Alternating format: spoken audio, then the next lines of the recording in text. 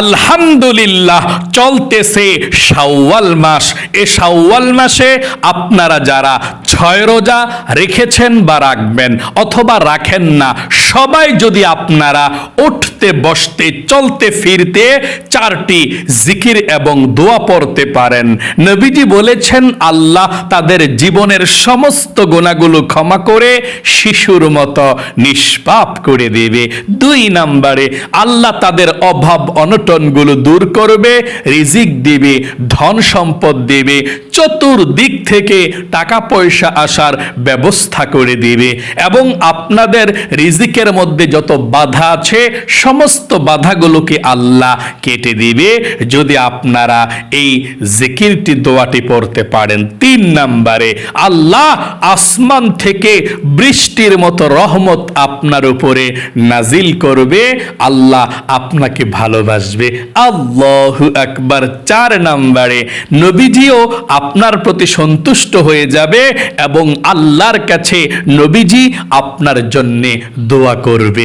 আল্লাহু আকবার। এবং আপনার জীবনে যত বিপদ আপদ বালা মুসিবত দুঃখ কষ্ট আছে, আল্লাহ সব দুঃখ কষ্ট বিপদ আপদ বালা মুসিবত গুলো দূর করে দিবে। মোট কথা নবীজি এই 4টি জিকির এই শাওয়াল মাসে সবচেয়ে বেশি করেছিলেন এবং আপনাকেও করতে বলেছেন। আপনি এই জিকিরগুলো কখনো জীবন গেলেও আপনি ছাড়বেন না। শাওয়াল মাসে যারা 6 রোজা রেখেছিলেন তারাও আপনারা জিকিরগুলো করবেন, যারা রাখেন নাই তারাও করবেন ইনশাআল্লাহ। কপাল খুলে যাবে, ভাগ্য পরিবর্তন হবে, বিপদ আপদ বালা মুসিবত দুঃখ কষ্ট থেকে আপনাকে আল্লাহ উদ্ধার করবে। তাহলে প্রিয় দিনী ভাই এবং মহিলা মা ও বোনেরা, রোজার ঈদের পরে শাওয়াল মাস চলছে, 6 রোজার মাস। নবী করিম সাল্লাল্লাহু আলাইহি ওয়াসাল্লাম বলেছেন এ শাওয়াল মাস অনেক বেশি গুরুত্বপূর্ণ মাস, ফজিলতপূর্ণ মাস। শাওয়াল মাসে যে ব্যক্তি এই 4টি জিকির বেশি বেশি করে করবে, আল্লাহ তার উপর সন্তুষ্ট হয়ে যাবে। মজার বিষয় হলো এই 4টি দোয়া এবং জিকির আপনি ওযু থাকলেও করতে পারবেন, ওযু না থাকলেও করতে পারবেন, কোনো সমস্যা নেই। আপনার জীবনকে আল্লাহ সুন্দর করে দিবে এই 4টি দোয়া এবং জিকির করতে পারলে।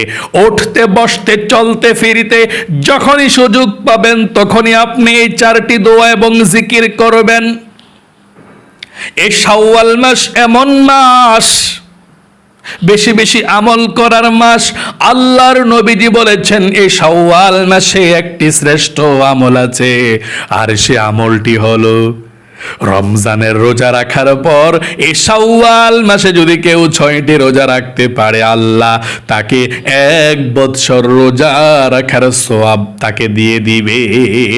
রমজানের রোজা রাখার পর শাওয়াল মাসের 6 রোজা যারা রাখবে, 1 বছর রোজা রাখার সওয়াব আল্লাহ আপনাদের আমল নামায় লিখে দিবে। আমি আপনাদেরকে 4টি দোয়া এবং জিকিরের কথা বলে দেব। তার পূর্বে বলে দিচ্ছি, শাওয়াল মাসে মহিলা মা বোনেরা ভাঙতি রোজাগুলো আগে রাখবে রমজানের, নাকি 6 রোজা রাখবে? একসঙ্গে 6 রোজা রাখলে বেশি সওয়াব নাকি ভেঙে ভেঙে রাখলে সওয়াব? এবং এই 6 রোজার নিয়ত কিভাবে আপনারা করবেন এবং এই 6 রোজা না রাখলে গুনাহ হবে কিনা এই বিষয়টা প্রথমে বলে দেব। তারপরে আপনাদেরকে এই শাওয়াল মাসের 4টি দোয়া এবং জিকিরের কথা বলে দেব, যে জিকিরগুলো আপনি বেশি বেশি করে করবেন যতটুকু পারেন। শাওয়াল মাস খুবই গুরুত্বপূর্ণ মাস। তাহলে 1 নম্বরে শাওয়াল মাসের 6 রোজা রাখার লাভ এবং ফজিলত কি আমি আপনাদেরকে বলে দিয়েছি। যে আপনি যদি রমজানের রোজাগুলো রাখার পর শাওয়াল মাসের 6 রোজা রাখেন, 1 বছর রোজা রাখার সওয়াব আপনি পেয়ে যাবেন। কিভাবে? রমজানের 30টা রোজা রাখলে আল্লাহ তাআলা 10 গুণ সওয়াব বৃদ্ধি করে দেয় প্রত্যেকটা রোজার ক্ষেত্রে। একটা রোজা রাখলে 10টা রোজা রাখার সওয়াব। এভাবে 30টা রোজা রাখলে 300 দিন রোজা রাখার সওয়াব। আর শাওয়াল মাসের 6 রোজা রাখলে 60 দিন রোজা রাখার সওয়াব। আল্লাহু আকবার, আল্লাহু আকবার। তাহলে 360 দিন এবং বাকি দিনগুলো বৎসরে রোজা রাখা হারাম। তাহলে মোট 1 বছর রোজা রাখার সওয়াব আল্লাহ আপনার আমল নামার মধ্যে লিখে দিবে। আল্লাহু আকবার। তারপরে আমি আপনাদেরকে বলে দেব 2 নম্বরে শাওয়াল মাসের 6 রোজা আপনারা কবে থেকে শুরু করবেন। কবে থেকে শুরু করলে ভালো সেটা বলে দিচ্ছি। আপনি রোজার ঈদের পরের দিন থেকেও শুরু করতে পারেন, 1 সপ্তাহ পর থেকেও শুরু করতে পারেন, আজ থেকেও শুরু করতে পারেন। মোট কথা এই শাওয়াল মাস থাকাকালীন আপনি যাতে 6টি রোজা রাখতে পারেন, এরকম সময় আপনি রাখলেও চলবে, শুরু করতে পারেন, কোনো সমস্যা নেই। যে কোনো সময় থেকে শুরু করতে পারেন এই মাসের। 3 নম্বরে এই 6টি রোজা কি আপনারা একসাথে রাখবেন নাকি ভেঙে ভেঙে রাখবেন সেটা বলে দেব। আপনারা এই 6টি রোজা একসাথেও রাখতে পারেন অথবা ভেঙে ভেঙেও রাখতে পারেন, কোনো সমস্যা নেই। মনে করেন আজকে একটা রোজা রাখছেন, আগামীকাল একটা, 2টা, আবার 2 দিন 3 দিন গ্যাপ দিয়ে তারপর পরের দিন একটা, এভাবে আপনি ভেঙে ভেঙেও রাখতে পারেন, গ্যাপ দিয়ে অথবা একসঙ্গেও রাখতে পারেন, কোনো সমস্যা নেই, একই সমান সওয়াব। একসঙ্গে রাখলে যে সওয়াব এবং ভেঙে ভেঙে রাখলে তেমনই সওয়াব, কোনো সমস্যা নেই ইনশাআল্লাহ। 4 নম্বরে মহিলা মা বোনেরা রমজানের যে ভাঙতি রোজাগুলো আছে, আপনারা এই ভাঙতি রোজাগুলো না রেখে 6 রোজা রাখলে হবে কিনা এই শাওয়াল মাসে সেটা বলে দিচ্ছি। আপনার যদি ভাঙতি রোজা 2টা, 1টা, 3টা হয়, কম হয়, তাহলে প্রথমে ভাঙতি রোজাগুলো রাইখা তারপরে 6 রোজা রাখবেন এই শাওয়াল মাসে। আর যদি আপনার রোজা ভাঙতি রোজা বেশি হয়, 10টা, 11টা, 12টা, 13টা বা 8টা, 9টা হয়, তাহলে প্রথমে আপনি 6 রোজা রাখবেন এই শাওয়াল মাসে। ওই ভাঙতি রোজা এখন রাখতে হবে না, ওই ভাঙতি রোজা রাখার জন্যে সময় আছে, সামনের রমজানের আগ পর্যন্ত রাখলেই চলে। যে কোনো সময় যে কোনো মাসে রাখতে পারেন, সামনের রমজান আসার আগে আগে। আর শাওয়াল মাসের 6 রোজা রাখার সময় আর নাই, এ শাওয়াল মাস যদি শেষ হয়ে যায় আর রাখতে পারবেন না। তাহলে আশা করি বুঝতে পেরেছেন, রমজানের বেশি যদি ভাঙতি রোজা থাকেন সেগুলো না রাইখাও 6 রোজা রাখা যায়, কোনো সমস্যা নেই, আপনার 6 রোজার সওয়াব আপনি পেয়ে যাবেন। এখন আমি আপনাদেরকে বলে দেব 5 নম্বরে 6 রোজা না রাখলে গুনাহ হয় কিনা। উত্তর হলো না, কোনো গুনাহ হয় না। এটা নফল রোজা, রাখলে সওয়াব, না রাখলে কোনো গুনাহ নাই। 5 নম্বরে আমি আপনাদেরকে বলে দেব 6 নম্বরে শাওয়ালের 6 রোজা রাখার নিয়তটা আপনারা কিভাবে করবেন। অনেকে আছেন রোজার নিয়তটা পারেন না, নিয়তটা একদম সহজে আমি আপনাদেরকে বলে দিচ্ছি, এভাবে করবেন। আমি শাওয়াল মাসের প্রথম নফল রোজা রাখার নিয়ত করলাম, দ্বিতীয়টা আমি শাওয়াল মাসের দ্বিতীয় 2 নম্বর নফল রোজা রাখার নিয়ত করলাম, আমি শাওয়াল মাসের 3 নম্বর নফল রোজা রাখার নিয়ত করলাম, আমি শাওয়াল মাসের 4 নম্বর নফল রোজা রাখার নিয়ত করলাম, আমি শাওয়াল মাসের 5 নম্বর নফল রোজা রাখার নিয়ত করলাম, আমি শাওয়াল মাসের 6 নম্বর নফল রোজা রাখার নিয়ত করলাম। যত নাম্বার রোজাটা রাখেন ততটাই আপনি বলে দিবেন আল্লাহর কাছে, এভাবে আপনি বলবেন। আশা করি একদম সহজে আপনি বুঝতে পেরেছেন।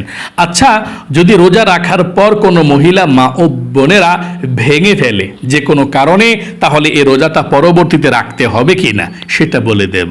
হ্যাঁ, অবশ্যই যদি আপনি নফল রোজা রেখে ভেঙে ফেলেন, এটা আপনি ওয়াজিব তরক করেছেন, আপনি পরবর্তীতে রোজাটা রেখে দিতে হবে।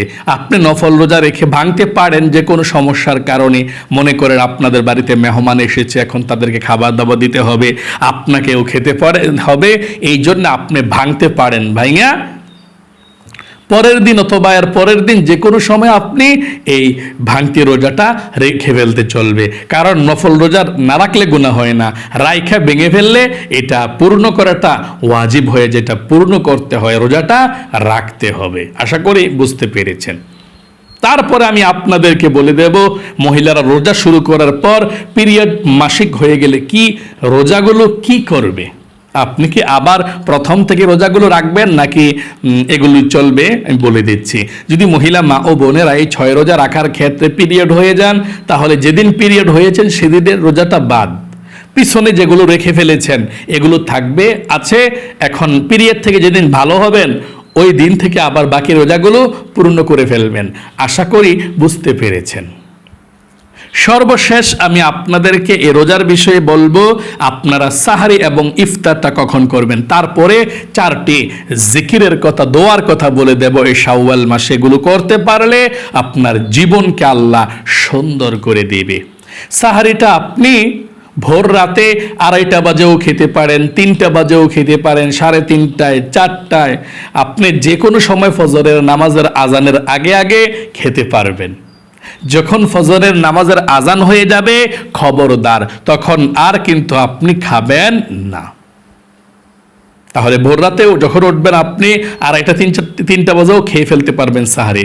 তারপর যদি সময় থাকে তাহাজ্জুদ পড়বেন, না পড়লে ঘুমিয়ে থাকবেন, আবার উঠে নামাজ পড়বেন, আপনার রোজা হয়ে যাবে, কোনো সমস্যা নেই ইনশাআল্লাহ।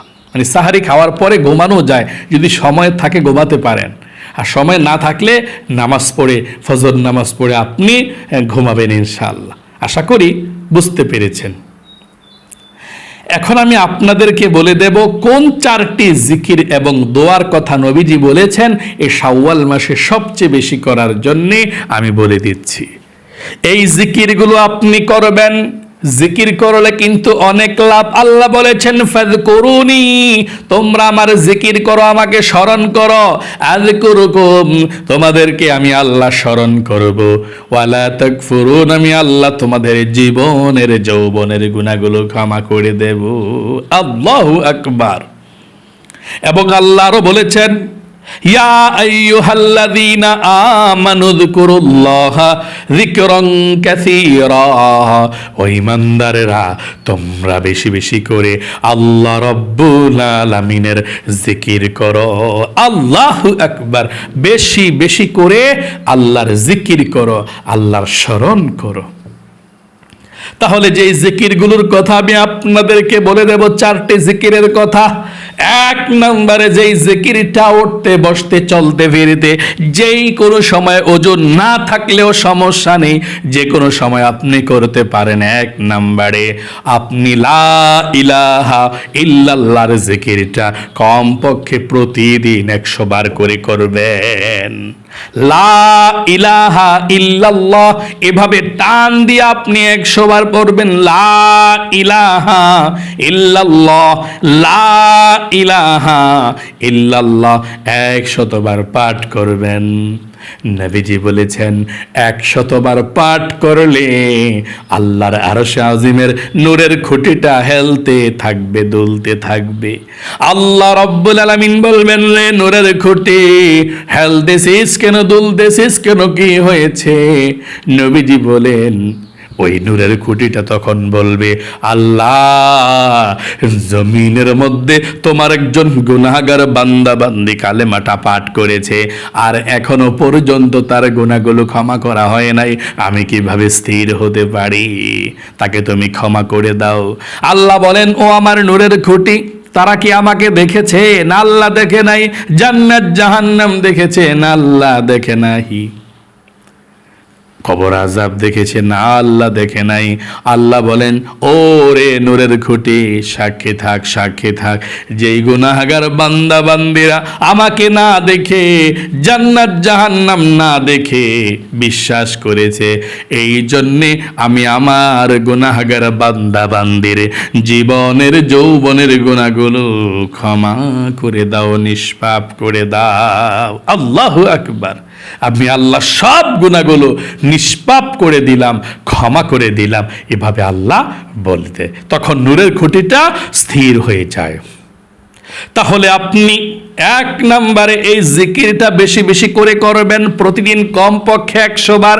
আমার সঙ্গে পড়ুন, লা ইলাহা ইল্লাল্লাহ, লা ইলাহা ইল্লাল্লাহ, লা ইলাহা ইল্লাল্লাহ, লা ইলাহা ইল্লাল্লাহ, লা ইলাহা ইল্লাল্লাহ। এভাবে 100 বার আপনি পাঠ করবেন, লা ইলাহা ইল্লাল্লাহ। 2 নম্বরে আস্তাগফিরুল্লাহ, আস্তাগফিরুল্লাহ। এই ইস্তিগফারের দোয়াটা আপনি 100 বার পড়বেন। স্বয়ং নবীজি প্রতিদিন 100 বার পাঠ করতেন। আপনি 100 বার যদি পাঠ করতে পারেন, আল্লাহ স্বয়ং বলেছেন আপনাকে আল্লাহ 5টি পুরস্কার দান করবেন। 1 নম্বরে আপনার জীবনের গুনাহগুলো আল্লাহ ক্ষমা করে দেবে। 2 নম্বরে আপনার অভাব অনটনগুলো আল্লাহ দূর করে রিজিক দিবে, ধন সম্পদ দিবে। 3 নম্বরে আল্লাহ রাব্বুল আলামিন আপনাকে নেক সন্তান দান করবে। 4 নম্বরে আল্লাহ তাআলা আপনাকে জান্নাতে প্রবেশ করাবে। 5 নম্বরে জান্নাতের নহর থেকে আপনাকে আল্লাহ শরবত পান করাবে। আল্লাহু আকবার। তাহলে আপনি 2 নম্বরে ইস্তিগফারের দোয়াটা 100 বার পড়বেন। এভাবে আমার সঙ্গে পড়ুন, আস্তাগফিরুল্লাহ, আস্তাগফিরুল্লাহ, আস্তাগফিরুল্লাহ, আস্তাগফিরুল্লাহ, আস্তাগফিরুল্লাহ, আস্তাগফিরুল্লাহ। এভাবে আপনি ইস্তিগফারের দোয়াটি 100 বার পাঠ করবেন। তারপর আপনারা নবীজির প্রেম ভালোবাসা মনের মধ্যে নিয়ে দরুদ শরীফ পাঠ করবেন 100 বার। যে কোনো দরুদ শরীফ পড়তে পারেন। নবীজি বলেছেন 100 বার দরুদ শরীফ পাঠ করলে আল্লাহ রাব্বুল আলামিন 1000 রহমত নাজিল করবে, 1000 গুনাহকে আল্লাহ ক্ষমা করে দিবে, 1000 নেকি আল্লাহ আপনার আমল নামায় লিখে দিবে। এবং একজন ফেরেশতা আপনার এই দুরুদের হাদিয়াটা নিয়ে নবীজির রওজায় চলে যাবে। নবীজি আপনার নাম ধরে আল্লাহর কাছে রহমতের দোয়া করে দিবে, বরকতের দোয়া করে দিবে। আপনার জীবনটাকে আল্লাহ ধন্য করে দিবে। আল্লাহু আকবার। এই জন্য আপনাদেরকে বলবো, আপনি 3 নম্বরে দরুদ শরীফ পাঠ করবেন। কিভাবে শুনুন, সাল্লাল্লাহু আলাইহি ওয়াসাল্লাম, সাল্লাল্লাহু আলাইহি ওয়াসাল্লাম, সাল্লাল্লাহু আলাইহি ওয়াসাল্লাম, সাল্লাল্লাহু আলাইহি ওয়াসাল্লাম, সাল্লাল্লাহু আলাইহি ওয়াসাল্লাম।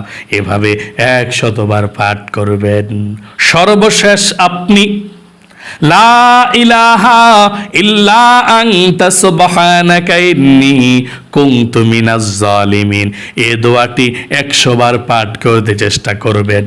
100 বার পাঠ না করতে পারলে 50 বার, 50 বার না পারলেও 21 বার হলেও করবেন এই দোয়াটি। লা ইলাহা ইল্লা আনতা সুবহানাকা ইন্নী কুনতু মিনাজ জালিমিন, লা ইলাহা ইল্লা আনতা সুবহানাকা ইন্নী কুনতু মিনাজ জালিমিন। এভাবে আপনি পাঠ করবেন। আশা করি বুঝতে পেরেছেন। আল্লাহ বিপদ আপদ বালা মুসিবত দুঃখ কষ্ট সব দূর করে দিবে যদি আপনি এই জিকিরগুলো আমলগুলো আপনি এই শাওয়াল মাসের মধ্যে করতে পারেন। আল্লাহ আপনাকে ভালো রাখুক, আল্লাহ আপনার জীবনকে সুন্দর করে দেখ, বিপদ আপদ দুঃখ কষ্টগুলো দূর করে আপনার জীবনটাকে আল্লাহ পরিপাটি সুন্দর করে দেখ। আমি আবারও বলছি 4টি জিকিরের কথা।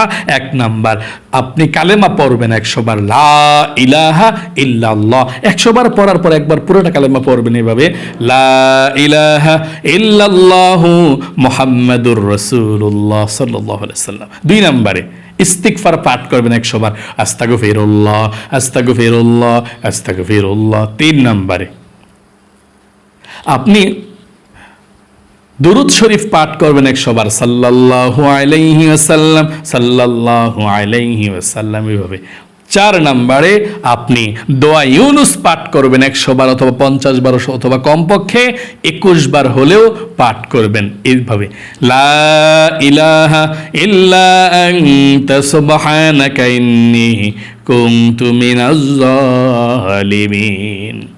তারপরে আপনি আল্লাহর কাছে হাত উঠাবেন, মুনাজাত করবেন, যদি মুনাজাত করার মতো সময় থাকে, সুযোগ থাকে, না হয় দরকার নাই, জিকিরগুলো করেছেন যথেষ্ট। আল্লাহ আপনাকে ভালো রাখুক, আপনার জীবনকে সুন্দর করুক, বিপদ আপদ দূর করুক, আপনাকে আল্লাহ জীবনে একবার হলেও মক্কা মদিনায় যাওয়ার তৌফিক দান করুক। সকলে কমেন্ট বক্সের মধ্যে আমিন লিখে দোয়াতে অংশগ্রহণ করবেন এবং ভিডিওতে একটি লাইক দিবেন। যারা কমেন্ট বক্সের মধ্যে আমিন লিখে দোয়াতে অংশগ্রহণ করেছেন, ও আল্লাহ তাদেরকে তুমি কবুল করো, মঞ্জুর করো, লক্ষ লক্ষ টাকার মালিক বানিয়ে দাও, আমিন। আজ এ পর্যন্তই, আবারও অন্য কোনো ভিডিওতে দেখা হবে ইনশাআল্লাহ। সেই পর্যন্ত আপনাদের সকলের সুস্বাস্থ্য আল্লাহর কাছে কামনা করে আজ এখানে বিদায় নিচ্ছে। আসসালামু আলাইকুম ওয়া রাহমাতুল্লাহি ওয়া বারাকাতুহু।